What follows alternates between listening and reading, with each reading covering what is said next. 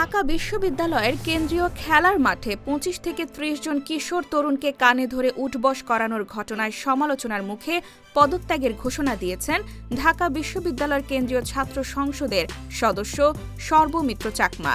বিষয়টি নিয়ে দুঃখ প্রকাশ এবং নিঃশর্ত ক্ষমাও চেয়েছেন তিনি। আজ সোমবার ২৬ জানুয়ারি বিশ্ববিদ্যালয়ের শিক্ষার্থীদের পরিচালিত ফেসবুক গ্রুপে এ ঘোষণা দিয়েছেন সর্বমিত্র চাকমা। পরে নিজের ফেসবুক পেজেও এক পোস্টে এ তথ্য জানিয়েছেন তিনি। সর্বমিত্র চাকমা লিখেছেন, আমাকে নির্বাচিত করেছে ঢাকা বিশ্ববিদ্যালয়ের শিক্ষার্থীবৃন্দ। অনেক প্রত্যাশা নিয়ে নির্বাচিত করেছে। পুরো ক্যাম্পাসটাকে নিরাপদ করার উদ্দেশ্যে দায়িত্ব গ্রহণের শুরু থেকে ক্যাম্পাসে রেজিস্টার্ড রিকশা চালুকরণ, ক্যাম্পাসে যানবাহন সীমিতকরণ সহ এ পর্যন্ত বিভিন্ন প্রস্তাব প্রশাসনে দেওয়া হয়েছে। সর্বশেষ ইস্যু সেন্ট্রাল ফিল্ড, সেখানে সিসি ক্যামেরা পর্যন্ত নেই, নিরাপত্তা তো দূর।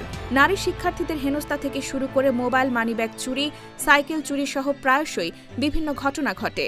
এদিকে ফিমেল স্টুডেন্টরা অভিযোগ জানায়, বহিরাগতদের জন্য তারা মাঠে খেলতে পারে না, হেনস্থার শিকার হয়।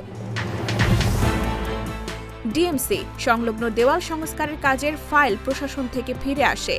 এদিকে ওই দেওয়াল টপকিয়ে ঢোকে বহিরাগতরা, এমন অভিযোগ করে তিনি বলেন, কান ধরে উঠবস করানোর সময়টা ছিল গত মাসে। সে সময় চুরি ছিনতাইয়ের ঘটনা অত্যধিক বেড়ে যায়। আমার পন্থা ভুল হলেও প্রশাসনের স্থবিরতা সহ বিভিন্ন কারণে আমার মনে হয়েছে এ কঠোরতা ছাড়া বহিরাগত দমন করে সেন্ট্রাল ফিল্ডের শিক্ষার্থীদের নিরাপত্তা দেওয়া সম্ভব নয়। তিনি বলেন, আমার ভাবনা চিন্তায় স্রেফ ঢাকা বিশ্ববিদ্যালয়ের নিরাপত্তা।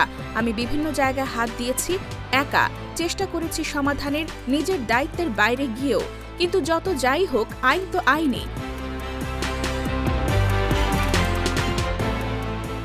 পদত্যাগের ঘোষণা দিয়ে সর্বমিত্র চাকমা বলেন, এ দায়িত্ব পালন করতে গিয়ে আইনের ঊর্ধ্বেও যেতে হয়েছে পরিস্থিতি মোকাবেলায়, নিরাপত্তা বিধানে, যা আমার ব্যক্তিগত জীবন, মানসিক অবস্থা বিষিয়ে তুলেছে।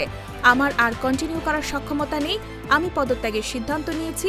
কারো প্রতি অভিমানবশত বা প্ররোচিত হয়ে এ সিদ্ধান্ত নেইনি।